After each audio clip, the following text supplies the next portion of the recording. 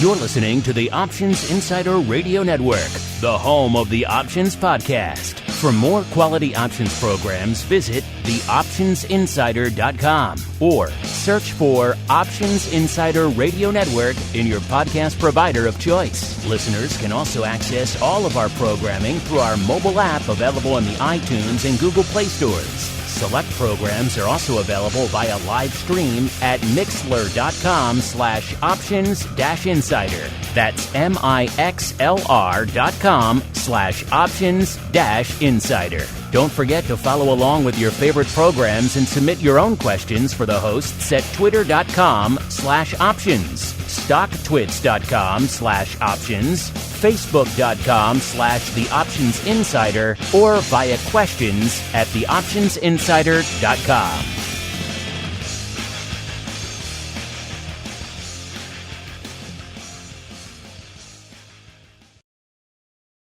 Gold, crude oil, corn, soybeans, and more.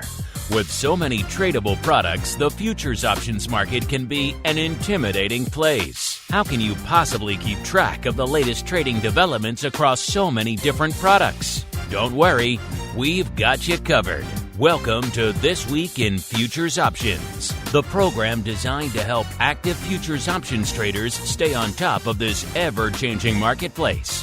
Each week, we'll break down the top trades, hot products, volatility explosions, and much more.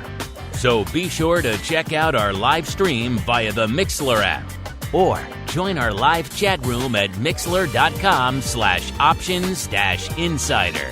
Whether you're an experienced veteran or a newcomer looking to separate the wheat from the lean hogs, This Week in Futures Options has the information you can't find anywhere else.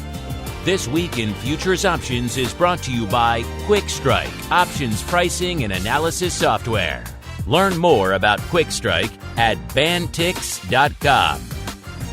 This Week in Futures Options is also brought to you by CME Group, the world's leading and most diverse futures and options exchange. Visit cmegroup.com/options. This Week in Futures Options is also brought to you by FTSE Russell, a leading global provider of benchmarks, analytics, and data solutions. For more information, please visit ftserussell.com. And now, get ready to break down the latest futures options trading activity. It's time for This Week in Futures Options.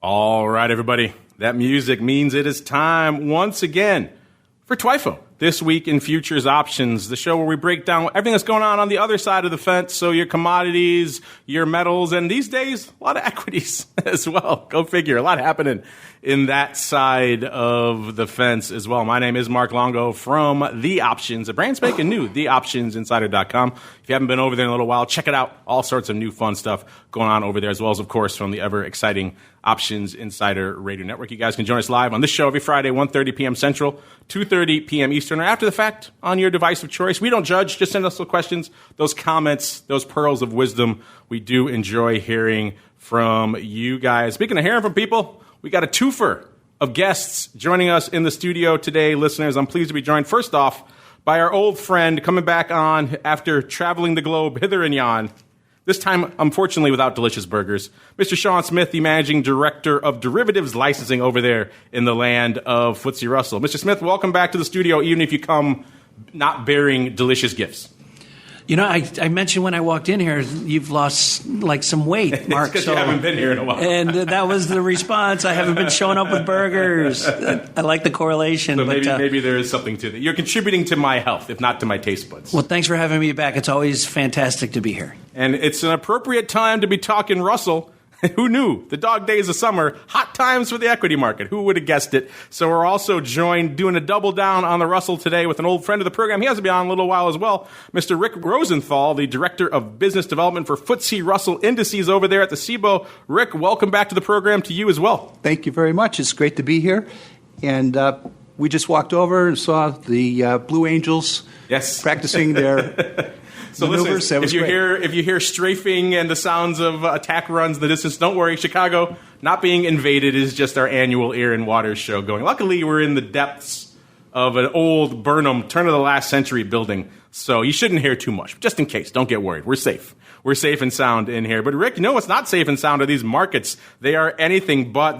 Pretty much since the last time you've been on, it has been a topsy-turvy roller coaster out there in the equities. This week, we saw one of the biggest rallies of the year, followed almost immediately by one of the worst sell-offs of the year on fears of German recession and Chinese economic weakness and a yield curve inversion here in the U.S. So that 1-2-3 punch really hammered the markets yesterday, the worst sell-offs of the year. Today, it seems like people are struggling to find their footing. We were selling off. We were mixed. Then things were rallying, and now coming off again. Markets are selling off to slightly mixed again. Dow up, rest of the indices off ever so slightly. So these are uncharacteristically turbulent times for the middle of August, which brings me around, Rick, to it's been a little while since you've joined us.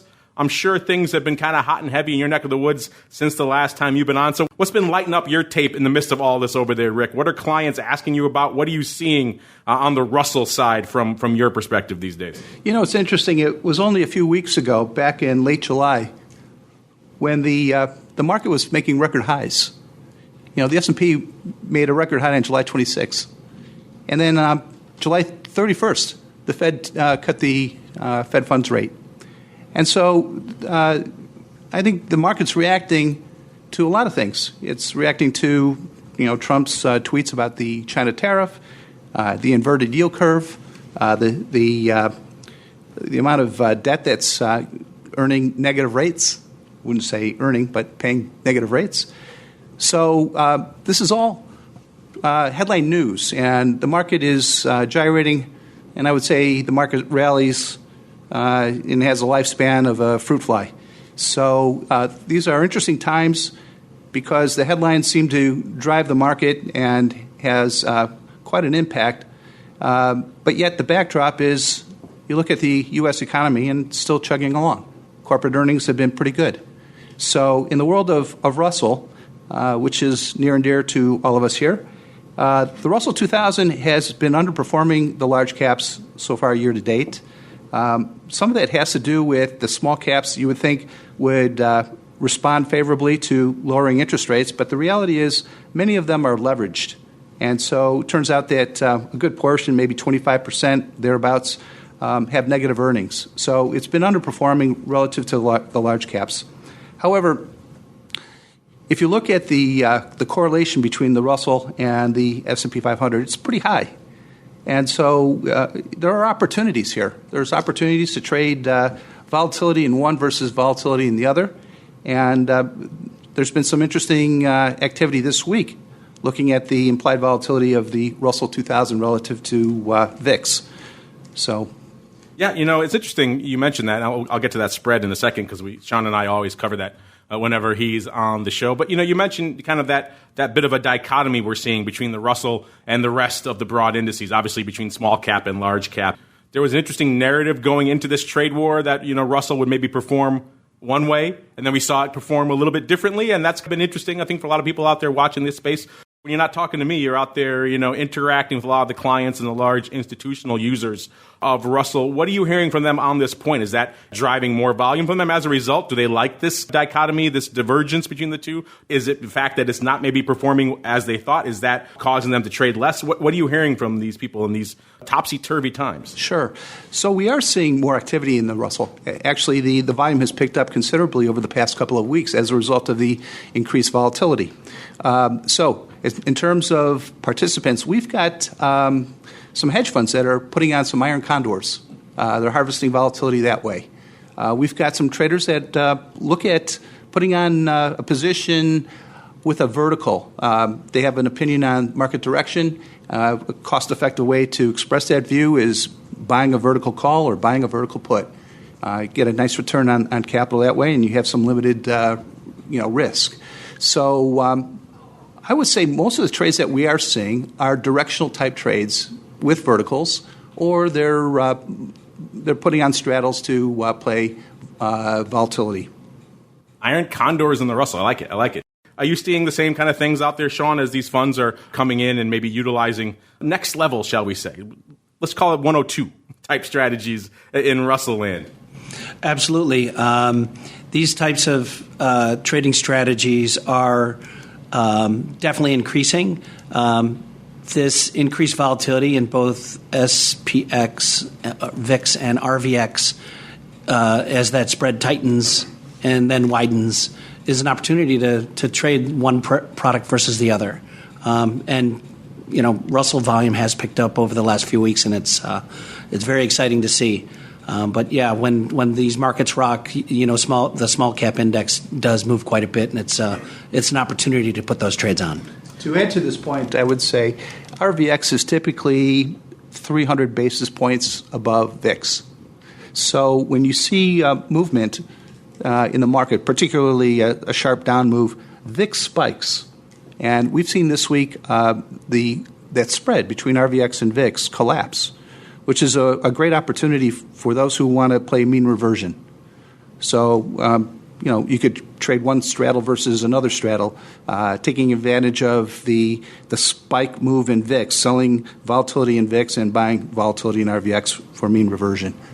Yeah, looking at that right now, you're right. It has been something we've been watching the spread kind of ebb and flow over the past few weeks. And right now it is, as you mentioned, contracting. We're seeing coming into showtime, you saw VIX at right around a 2160 or so. That volatility of VIX, which is always a key indicator, at about a 113, so getting extremely bid up. That's up 13 from last show. The VIX up 4 points from last show. The RVX, so the Russell VIX, up about 3.5 points from last show, 24.25. So again, talking about that spread coming in a little bit. It was about 3 points last week. This week it's about 2.65, so coming in a lot tighter. And, Sean, I remember when your predecessor over there in that seat back in the days when Pat used to be over there, he used to always come on our volatility show and point out when that spread would start tightening it up, when RVX was still tradable back in the good old days. Whenever it got really tight or really wide, that's when they saw huge upswell of interest in spreading between the two. I'm assuming now, Rick, from hearing what you're saying out here, that we're starting to see that interest again as it started to get a little bit tighter. We're starting to see people out there who obviously like to arb between the two indices and just in general track Russell vol versus large cap vol. That these are the moments they're starting to light it up again, Rick? Sure. And not only that, but for those who are looking for volatility risk premium, they're looking at the difference between the implied volatility and the subsequent 20-day. There's opportunities to sell calls, sell cash secured puts. This is a very good way to, again, if you have a position in the Russell 2000 and you want to harvest volatility, if you look at the 30 delta buy rate and the buy rate performance relative to the Russell 2000 year to date, actually the 30 delta buy rate has outperformed the Russell 2000. So for endowments or pension funds who are looking to enhance their returns, this is one way they do that. They systematically sell calls. And we're now starting to see more activity from some of the 40 Act funds that are getting more involved in the space. Another interesting thing, the flex options has actually picked up in Russell. So we're seeing increasing open interest in flex options. So longer term, more institutionally sized people who don't want to play in the standard months, Rick. They want to have their own. I was hoping you could just talk a little bit more about flex and how customers could actually trade those. Sure. So flex option allows the customer to customize the trade. So, for example, you can adjust the date, expiration date. You can adjust the for those who want American or European, they have the choice. It allows more flexibility. So oftentimes a flex option is used for going further out. We see a lot of trades that occur in the nearby months. We have weeklies that expire every week. We have standards that expire every third Friday. Flex options are typically used for going out a year or more. So we're starting to see more activity in that.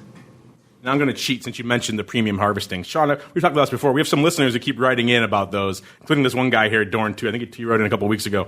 I'll give him a chance. I'm going to cheat and bump up a listener question now. But he wants to know any updates on the premium harvesting strategies in the Russell 2000 right now. He wants to know, is put selling still the way to go? Well, he kind of just gave us that, Rick. It sounds like that 30 delta put is outperforming. Have you guys done any other updates to those strategies? Maybe any other interesting findings or takeaways you want to share with our audience on those? Because they do keep writing in every now and then asking about those, and I always make poor Sean have to do it. But these are your babies here, Rick. So I'll let you answer instead. So Cboe has created a number of strategy benchmark indexes, and each one has a ticker. So we have actually commissioned some studies to analyze the performance of these hypothetical positions over a period of, let's say, 16 years. And so Russell 2000 has a buy right, a 30 delta buy right, a put right. We've got a zero-cost put spread collar. And you were asking performance. It really depends on how you time slice. So year to date, the buy right and the 30 delta buy right has actually outperformed the put right. So for those who are looking for an opportunity to harvest premium, a good way to do that is putting on a buy right or 30 delta buy right when the market is either trending sideways or moving up gradually.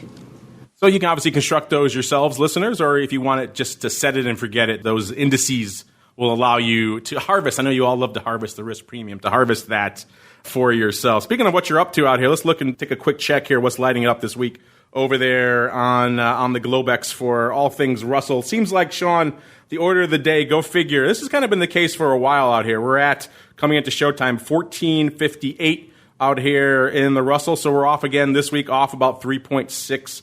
Vol, I want to have to tell you, we just talked about it, is up substantially over the week. And it seems like, we talked about this before, Sean, kind of far out of the money puts. Not that far anymore. 1390 seemed like a lot farther out of the money last week than it does now. But 1390 puts seem to be the order of the day. I guess nothing too surprising there, Sean. We see a big sell-off. And Rick was just mentioning iron condors and things. It seems like in the broad Russell options here on CME, people just want to get the protection again. That's pretty much not surprising. Is that what you expected as well? Absolutely. Funds out there want to protect the downside, and there's that other side of the trade where there's that opportunity to harvest volatility when it pops. And we've talked to several fund managers along our travel days, Rick and I, and we've asked the question, like, you keep selling vol. What do you do when vol really pops? And their response is, we sell more. There you go. So there's always someone out there that's looking to harvest volatility, but there's that other side of the trade for the protection, which is something I've lived my entire options trading life. You love selling it for a quarter. You got to love selling it for $1, right? That's just how it works, right? Exactly. There's nothing bad could come from that. So looking here, just catching up on the skew here. Again, September was the most active month out here, and looking at it, go figure, puts getting nice and rich here this week. The puts were 15.9% rich to the at the money this week, 18.5%, so coming up almost 3 points, and the calls getting cheaper. Again, as you'd figure, 13.3% cheap the at the money this week, 15%. So pretty much as you'd expect out there in terms of skew and options activity. Speaking of activity, Sean, these minis, they are the micro options, not even minis, micros. I apologize. These micros, they continue to light it up. Another day, another record for these micro E-mini futures. Just this morning, the CME was sending out here that they've hit, it's 100 days now. Doesn't seem like that long ago, Sean, that you and I were sitting down with Tim in Boca to discuss the upcoming launch of these futures. Here it is, already 100 days. And looking at the numbers, yeah, they say by far and away, in terms of contract volume, the most successful product CME has ever launched. Over 38 million contracts to date, 550,000 ADV.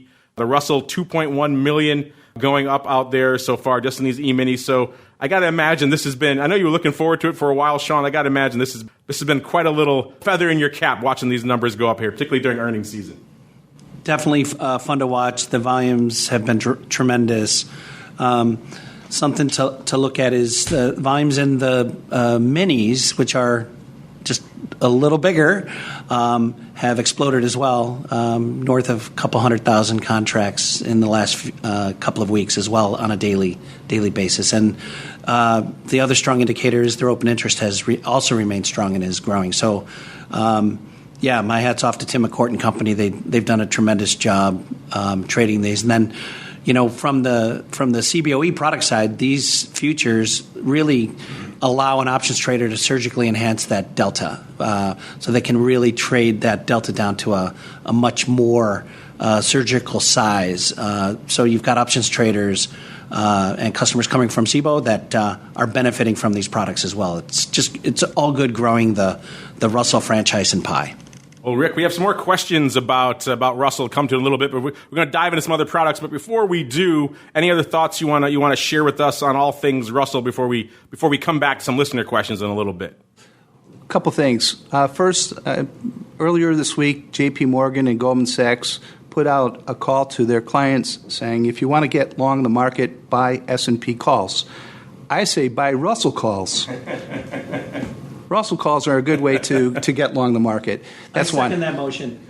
Secondly, there's a lot of technicians looking at support resistance levels, and we recently took out a support level in both the S&P and Russell. If you're a swing trader, there's a number of ways to express a view if you think the market's going up or down. I would take a good look at using verticals as a way to express that view. So I would, if you're not looking at verticals, I would encourage you to do that. And that's buying. If you're long the market, if you want to get long the market, you buy a call at one strike and you sell another strike above that. If you think the market's going to go down, you buy a put and sell another put at a lower strike. So take a look at those. Well, we certainly can get behind talking verticals here. We're not big on the outrights. We like verticals, a little bit of a risk-mitigated, premium-mitigated strategy, so I could certainly get behind that. So, yeah, if you want bullish exposure, whether you're looking large cap or maybe, as Rick and Sean suggest, maybe you like a little small cap. Small cap has been beaten up a little bit lately, so maybe that's attractive to you. Either way, we got some questions from you guys coming up. Rick, I save all the Russell stuff for when you come back on the show, so we got some for you in a little bit. Meanwhile, we're going to roll right on into other things that are lighting us this week. Let's do a quick rundown of the top movers and shakers here on Globex here for CME this week. Just in general across the board, the top five here. A biggest move to the upside actually is NatGas, nearly 6%, 5.7%, followed by the Ultra US bond there, up 4.5%. WTI, old friend number 3, up nearly 4%. Eurodollar, 3.6%. And then the 30-year, up 2.5%. To the downside, we've got wheat down 4.8%. And then number 4 is iron ore. Old friend iron ore, talked about it last week, 6.33%. Number 3 there is live cattle. Another one's about 7, almost 7.7%. Then the good old RBOB at number 2 off 8.25. Number 1 with the bullet to the downside, not a place you really want to be, is corn off over 11%, 11.36%. So I got a feeling we're going to get into that in a little bit. But first off, let's roll on into our old friend here. You guys you write about it. You want to know about it every week. You got questions about it again this week. It's WTI. Yeah, taking a drubbing yet again today with all this uncertainty in the market. Off about, not quite a full handle, but close to it, down to 54 1/3 or so. Off nearly 2% today. That's on the heels of it falling sharply yesterday on Wednesday. Of course, we all know what happened yesterday. That kind of 1, 2, 3 punch of weak data coming out of China and Germany on top of some surprising crude oil inventory surpluses here in the U.S. All of that really took the wind out of any crude bulls sales out there. It fell more than 5% yesterday. That's after having another big up day the day before. So it's kind of like the equity markets of late. It rallies hard, it sells off hard, and these days we're still kind of down. Net on the week now, here we are almost unched. 54.19 on WTI, coming in off about 1/3% net on the week, listeners. So all this Sturm und Drang, we got not a lot to show for it net here on the week. Again, a lot of that driven also by the surprise crude build the API reported on Tuesday. So a lot going on out here in the crude market. Let's see what was lighting it up out here from an options perspective. It looks like number 1 with the bullet out here. Go figure. People are concerned about all things downside. So they like their even numbers out here as well. So they're diving in to all things October out here. The OCC 50 puts lighting it up, number 1 with a bullet, doing nearly 13,000 contracts. Over half of the volume this week coming in that OCC contract as well. A vol up again across the board, not surprisingly given all this turbulence out there. Vol creeping up, not a huge amount, but enough, about 2 points or so in that October handle. Let's look here really quickly. 50 puts were leading the dance. What was coming behind those? Then we've got, very close, hot on his heels, were the 45 puts, doing the lion's share. 6,700 of that 12,147 came on Tuesday, so over half, and the rest kind of evenly scattered throughout the week. The lion's share for 50 puts coming on Wednesday, 5,200 of those there. Then they got 55 puts, a nice little put strip here, doing 9,000 of those. And then don't worry, there were some calls as well, 7,800 and 7,700 of the 60 calls and the double calls, respectively. Again, all of that out there in October. Let's go a little bit farther out to see if any other esoteric paper lighting it up. The 70 calls doing 1,000 contracts out here in March of 2020. Beyond that, not a lot really lighting it up. I know you guys all have questions about the skew, so let's pull it up here. In that active OCC contract's got a little over a month to go here. And the skew, let's see, last week, the puts were leading the dance. They were 10.5% rich to the at the money. This week, they've come in.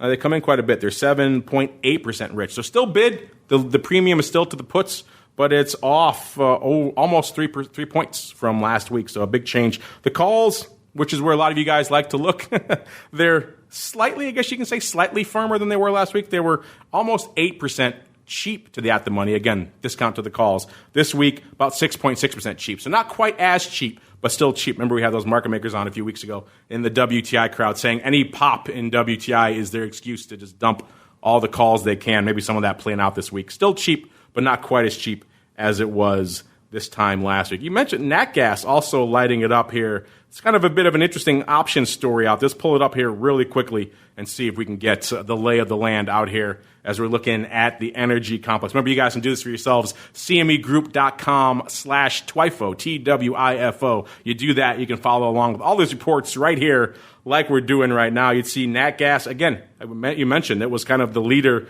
to the upside here on the week. It was up about 5, almost 6%, 5.7%. Coming at the showtime, it's still up about 5.33% in that front contract. So a bullish week out here for nat gas, up to about almost 2.25 out there in the pricing level for nat gas. In terms of where the action is, looks like 2 puts were leading it up, and these are going out in about not quite 2 weeks, pretty close. So downside puts here were the order of the day in that front contract, doing 11,000 contracts. That's pretty decent volume here for nat gas. The lion's share actually coming on Tuesday, nearly 5,000 of that 11,000 coming on Tuesday, and about 3,800 today. So kind of hard to judge OI because a lot of that came today, but of what we saw this week, it was actually slightly closing. So maybe some of the fears abating to the downside, maybe people taking off some protection. Either way, closing paper here on the 2 puts in nat gas. So if all of you write in about nat gas, there you go. And, I hate to talk skew on a contract that is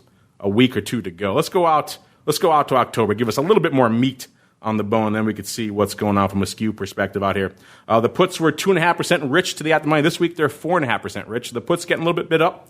Kind of dovetails what we were just talking about on the put action there. The calls were cheap, 1.3% cheap to at the money. This week, a little bit cheaper, 4%. So you move up the skew curve a little bit, puts get bid, calls get offered. Not entirely surprising. Maybe the fact that we gapped up, you might think you see a little bit more love to the calls, but it seems like the market is digesting that without too much concern. Where there is concern, though, listeners, you guys are always writing in, asking about ags. Let's hit on it really quickly because corn, like you mentioned, number one with a bullet to the downside, taking, I think the technical term is the drubbing this week, off over 11, nearly 12% here. Obviously, a lot of that focusing on a number of different factors. Primarily, we saw maybe a bit of a surprise coming out of the USDA. Everyone has been talking the narrative for U.S. planting, of course, listeners, for a while now has been waterlogged, rain-soaked, not enough planting. And yet when the USDA released their report on Monday, surprise, surprise, they saw a bigger than expected corn crop. That's in spite of all the bad weather in the Midwest. So guess what? Corn took a dive as a result. Of course, all the weakness in Chinese demand, everything didn't help either. So kind of a bit of a 1-2 punch. We saw corn futures limit down on Monday, down about 6% before they got halted for a while there. So obviously not a good week for the corn bulls out there, as well as, of course, all the producers and the growers. USDA expecting 169 bushels of corn per acre. That's up, surprisingly up from 166 in July. Even though he's saying, what about the bad weather? It is still being felt. Last year they were expecting 176. So less than last year, but more than was expected. And that was apparently enough to spook the heck out of everybody out here in Cornland. As we come into Showtime listeners, it's at a 361, and that front contract off nearly 50 handles, or about 12% now. So it is definitely number one percentage-wise to the downside this week. A dubious distinction here for corn. And the lion's share of the action, about a little over a third, almost 37%, coming in that DEES contract here with the number one trade. Go figure. It's looks like it's a bit of a tie between the 370 puts here in September and these 400 calls in December. Both of them doing about 32,500 contracts exactly. So maybe a little bit of an interesting bifurcated paper out. You think with a big downside move, you'd see it all in one direction, but that's not apparently the case, which is kind of interesting. With the most of the volume coming in DEES, let's look at the skew out there. Look at, by the way, the vol actually off, as you'd expect. I mean, it's a big move to the downside. But remember, A, it's not an equity, so it doesn't automatically have a vol increase when you sell off. And B, they had a big event this Monday. That was where a lot of event premium was priced in. So whenever the event happens, that balloon tends to pop. And even though it was a surprise, it's still the vol coming in from that event, which is why we're off across the board, including some of these nearer dated contracts off 10-plus points from a vol perspective, and the DEES contract's off nearly 6 points. So big move to the downside in vol as well. In terms of skew, where the action is in this DEES contract in corn, it was 5.4% cheap at the money, the puts. This week, they're 12.5% cheap, so reflection of some of that vol coming in as well. The calls were 9.6% rich. This week, they are 10.6, so up a point. So people may be interested in or concerned about the upside going into that report this week. They're getting a little bit more of that upside, which is kind of interesting. So big downside move in corn. You get the skew showing some interesting evolutions as a result. We can keep on rolling, but I also want to mention here that I know we got some questions from you guys on some certain products. So I think without further ado, let's keep on rolling, get into some of your cues with a little bit of your futures options feedback. It's time for your questions, comments, and insights. It's time for Futures Options Feedback. Submit your questions at twitter.com/options, facebook.com/The Options Insider, stocktwits.com/Options Insider, or via questions at theoptionsinsider.com. You can also submit your feedback via our Options Insider Radio Network mobile app, available for iOS, Android, and Kindle Fire devices. You can even ask your questions live every Friday at 3 p.m. Central via our Mixlr chat room. So grab the Mixlr app or just search for Options Insider at Mixlr.com. That's MIXLR.com.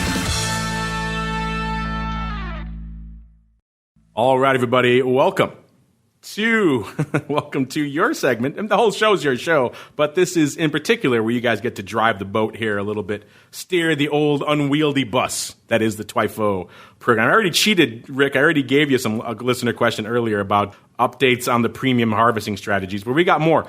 I bottle up all the Russell and RVX type questions for when you and Sean are here in the studio, and then I unleash them upon you. So are you ready, Rick? Are you ready for the deluge to begin, sir? Let's go. All right, let's do it. All right, first off, we've got ITM-TIM. I'm guessing in the money Tim. Sean, you're the acronym guy. In the money, Do you? You got to be in the money Tim, right? For our audience, what else could it possibly be? In the money Tim. I kind of like that. I kind of like that handle. He wants to know: has RVX ever dipped below VIX? And thanks for such a fun show. Especially enjoyed the recent Hog Love. Well, you're welcome there. We're the only show that does that. Hashtag Hog Love. When it lights it up every now and then, it is fun to do a sojourn to those esoteric livestock products. But I'll start you off, Rick. How about that? Because when this question came in, I thought about it, and I knew it had, but I wanted to find the exact date. And it turns out, because obviously they have intersected. And the first time that ever happened, Rick, was on September 10th of 2015. The VIX was at 26.51 actually, and RVX dipped to the downside at 26.33. So I did some research into why that was at that time. And ironically enough, it sounds like I took a clip from today. It was a hodgepodge of concerns about slowing growth in China and the Federal Reserve's policy inclinations have caused a rift. So it sounds like exactly where we are today, Rick, what caused that first ever inversion. But you kind of touched on it earlier in the show. RVX, Russell Vol in general, tends to have a premium, but obviously that's not always the case. Talk us through some of these inversions, how often they've maybe occurred, and what you see as a result from maybe an activity perspective. So back in September of 2015, I was still in high school. So I forgot. You're right. Yes, mere pup. So let's take a look at what is the volatility index representing. It's the 30-day expected volatility for, it could be, in the case of VIX, the S&P 500. For RVX, it's the Russell 2000. So typically, the small caps in the Russell 2000, being small caps, they have greater price fluctuation. There's greater inherent price volatility in the Russell 2000. So it's not surprising that the Russell 2000 volatility index will be higher than the VIX on the S&P 500. And as we said earlier, on average, over the past year plus, it's about 3% greater. So it is unusual when you see the VIX at a premium to RVX. And typically this happens when there's a sharp move in volatility. And it's market dynamics. It could be related to the volatility ETF products. It could be related to SPX is the proxy for risk on, risk off, and so there's a lot of hedging, a lot of panic buying that goes on and buying puts in SPX. Anyways, so typically these are panic moves and they're short-lived. So when you're trading one volatility versus another, it's a mean reversion type trade. When you see those disallocations, it's a nice way to, when VIX is trading at a premium to RVX, it's a good way to take advantage of that dislocation by selling VIX and buying RVX. Yeah, and that certainly seems to be the point when a lot of interest perks up. Sean, any thoughts on this for our listeners here, Mr. the creatively named In the Money Tim? I get this question every time I'm on the show, VIX versus RVX, and kind of an ongoing theme of ours here. And the question is always, well, there's not a VIX or RVX future, so how could I actually take advantage of this trade? And you do that in the options. You do that in the RUT options, and I can let Rick talk through that with you if you'd like. But I think I always mention Rick Rosenthal and his email address, and I point people to him all the time. Well, but you asked me to give out my phone number. I'm not going to do that. But I will give out my email you can address. You can actually trade SPX options versus RUT options, or the VIX versus RUT options as well to take advantage of that trade. Yeah, I mean, both products are very liquid. So we don't trade it as a spread per se, but you could put on a trade in SPX and put on a trade in RUT. It's easy to do. They're both deep and liquid. And sure, I would take a look at that. I would also add, get a hold of Rick Rosenthal to bring an RVX future back into the product suite at Cboe, please. Well, funny you should mention that, because that happens to be our next question here. This comes from Prime 3. They want to know, very straightforward, very simple, are there any plans to bring back RVX? Seems like a great time to have a product on Russell 2000 volatility. And, we go back to that clip from a few years ago when they first inverted, and it does sound like it's an exact replay of what's going on right now. Weakness in China, concerns about the Federal Reserve. It's almost like a copy and paste. So, Rick, maybe Prime is onto something here, Prime 3. Maybe these are good times. You got any secret unveilings you want to unleash upon us here, sir? It's just three guys in a room talking with microphones. There's no one out there listening.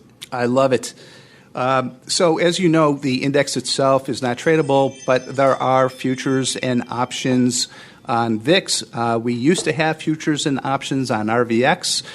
We had a primary market maker in both, and because there was a lack of demand, the primary market makers stepped away.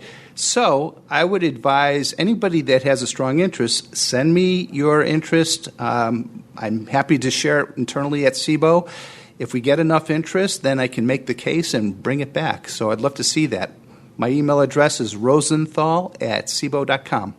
Take him up on it, listeners. He was silly enough to give you his email, so go hit him up and let him know there is. You guys write to us all the time.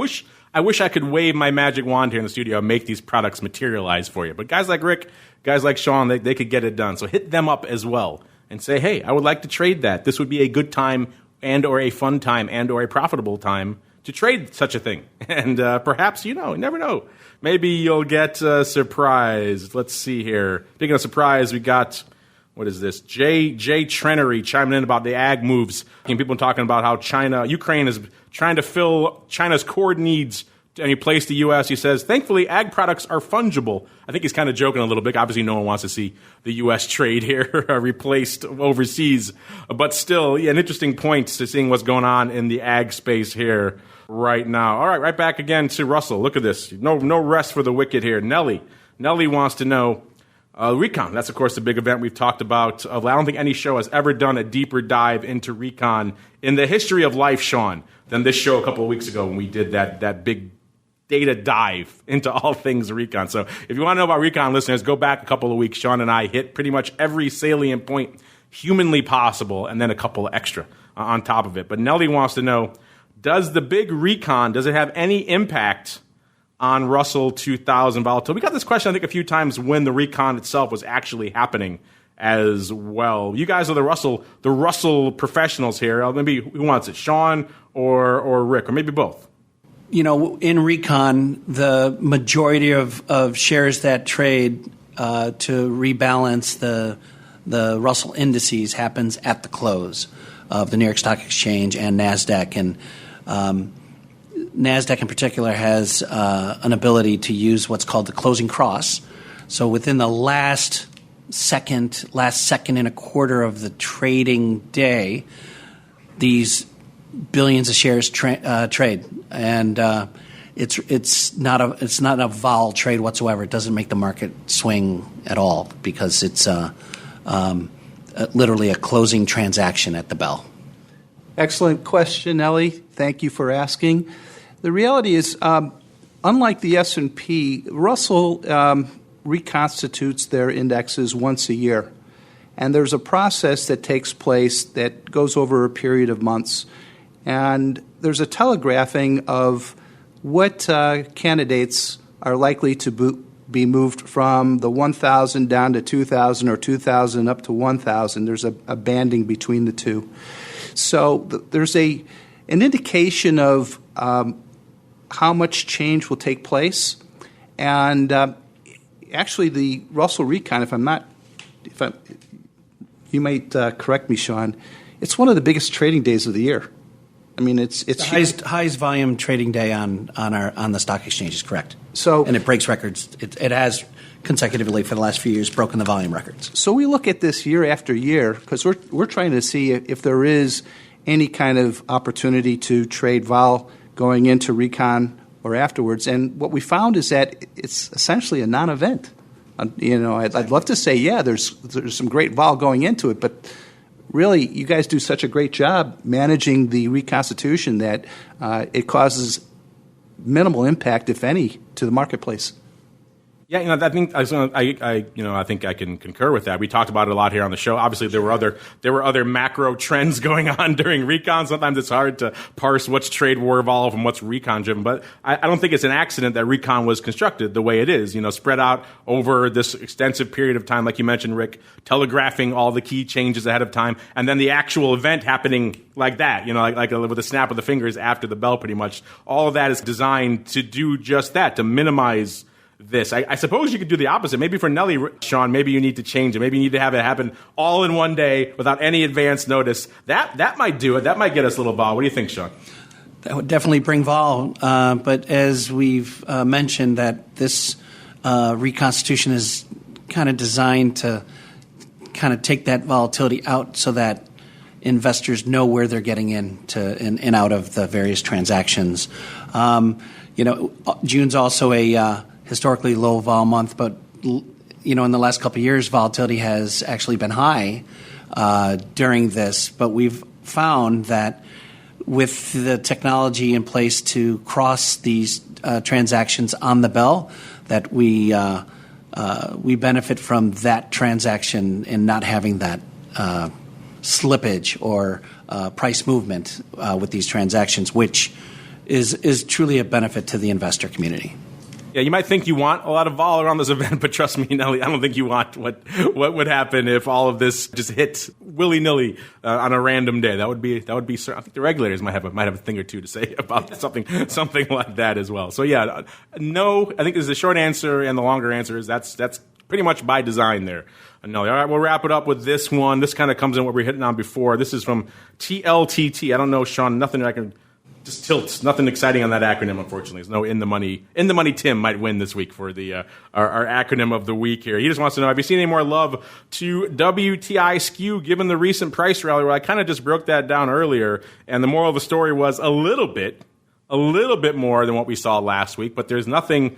People keep writing in looking for, the indicator that says the worm has turned on WTI, that everyone is now extremely bullish to the upside, and we're going to have a protracted move to the upside in WTI land, and we just not seeing that yet. It's continually weak. It's weak after week. We've had the market makers in here telling us exactly that anytime there's any upside move, they just use that as an excuse to dump more calls and weaken that call wing even further. So unfortunately, it sounds like you're a bit of a crude bull, I had nothing to tell you on that front that might cheer you up. When that changes, we'll be the first to let you know. We're the ones out there living and dying and analyzing that WTI skew week to week. But for now, it doesn't seem like anything is indicating any sort of long-term reversion with the weakness in global economic demand, weakness in China. It doesn't seem like anything's, unless the tensions in the Middle East heat up quite a bit and the supply situation changes markedly in the U.S. That could do it. But we don't see any hints of anything, at least right now, on the skew front that's going to change things markedly in the near future. Unfortunately, listeners, that music means we've come to the end of another epic journey through the world of Twifo. We talked a lot of Russell, all things Russell. Crazy time in Russell Vol, a lot of equities, hit a little bit of WTI, a little bit of ags, a little bit of corn, and then some of your other questions about skew, and a million questions about Russell, because you guys clearly have a bunch. But Rick, before we go, you're our guest. We'll give you pride of place. You already gave your email, so be prepared for that. But outside of that, maybe you want to leave our audience a little bit of a hint, a little bit of a tease, maybe the return of a beloved product called RVX. Now is the time, sir. The floor is yours. What I'd like to do is point out, take a look at a graph of the large cap versus small cap. It is really interesting because it's one of the widest divergences we've seen in recent times. So for those who like to look at a spread opportunity, now's a good time. Take a look at SPX or however you want to express it, S&P versus Russell. There's an opportunity to take advantage of that divergence. And also just overwhelm you with questions and inquiries about when RVX is coming back as well, right? That's also, you'll be expecting that on your email forthwith here. Send me your demand emails. It's Rosenthal, ROSENTHAL at Cboe.com.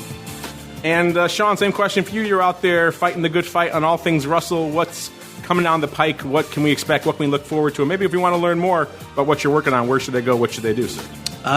Smith at FTSERussell.com. If you want to send the comments to me, sometimes you want to send it to the index provider and not the exchange. I'm here for that client input as well. But Rosenthal at Cboe.com.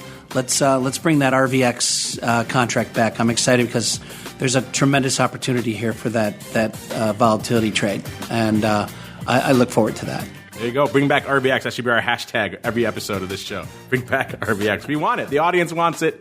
They want to trade it. It drives product. It drives volume. And all these other products we're talking about now as a result. All these other equities, you want to trade the ball against it. Bringing back an RVX would help do that. So there you go. Deluge Rick with your hashtag Bring Back RVX comments. Of course, if you want to kick the tires and light the fires for yourself, play along the home game of the show. CMEGroup.com/Twifo is the place to go. You can check out all the reports, do the analysis. If you want to upgrade to the pro version, Bantix.com, BANTIX.com, or QuickStrike, QUIKSTRIKE.net are the places to go. And on behalf of Rick and Sean, let's throw our old buddy Nick out there, who's on his summertime assignment, should be back next week, and our friends at CME, and indeed myself. I want to thank all of you out there for downloading, streaming, subscribing, for sending in so many great questions Keep them coming, and we'll see you next week for more of This Week in Futures Options.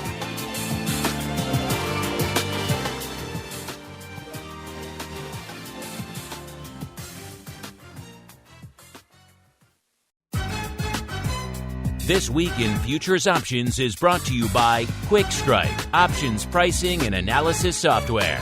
QuickStrike offers powerful and flexible options analysis and pricing tools via an easy-to-use web-based interface. View prices on outright options or spreads with comprehensive page-level analysis controls. Build trades, manage risk, or explore historical volatility. QuickStrike has you covered. With market data reports ranging from open interest to the term structure of volatility, QuickStrike is the perfect addition to your trading toolkit. Learn more about QuickStrike at bantix.com. That's BANTIX.com. And don't forget to follow us on Twitter at QuickStrike1. That's QuickStrike1. This Week in Futures Options is also brought to you by CME Group, the world's leading and most diverse futures and options exchange. CME Group's markets help individuals and businesses around the world manage risks and seize opportunities. CME Group offers the deepest and most liquid options on futures across all asset classes, including interest rates, equity indexes, foreign exchange, energy, agriculture, and metals. For more information and educational resources about futures options at CME Group, visit cmegroup.com/options. This Week in Futures Options is also brought to you by FTSE Russell, a leading global provider of benchmarks, analytics, and data solutions. Investors in the U.S. and around the world are using FTSE Russell indexes to benchmark their investment performance and create investment funds, ETFs, structured products, and index-based derivatives. Many Options Insider Radio Network listeners will be familiar with the Russell 2000 Index. Russell 2000 futures and options are currently trading on the Chicago Board Options Exchange and CME Group. For more information, please visit FTSERussell.com, CBOE.com, and CMEGroup.com. This broadcast is intended for informational and educational purposes only and does not constitute trading advice or the solicitation of purchases or sale of any futures or options. The rulebook of the applicable exchange should be consulted as the authoritative source on all current contract specifications.